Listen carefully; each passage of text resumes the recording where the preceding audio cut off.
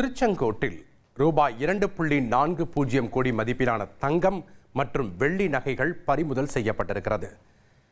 தேர்தல் பறக்கும் படையினர் இந்த நடவடிக்கையை மேற்கொண்டிருக்கிறார்கள்.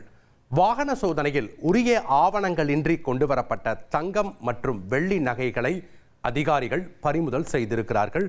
இதனை நாம் முக்கிய செய்தியாக பார்த்து வருகிறோம். நகைக்கடைக்கு டெலிவரி செய்ய எடுத்துச் சென்ற போது இந்த நகைகள் பறிமுதல் செய்யப்பட்டதாக முதற்கட்ட தகவல் வெளியாகி இருக்கிறது.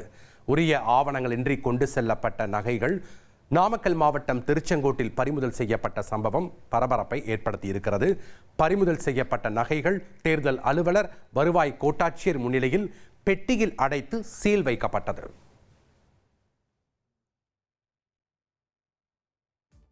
சீல் வைக்கப்பட்ட பெட்டி திருச்செங்கோடு உதவி கருவூலத்தில் பாதுகாப்பாக வைக்கப்பட்டுள்ளது. இதனை நாம் முக்கிய செய்தியாக பார்த்து வருகிறோம்.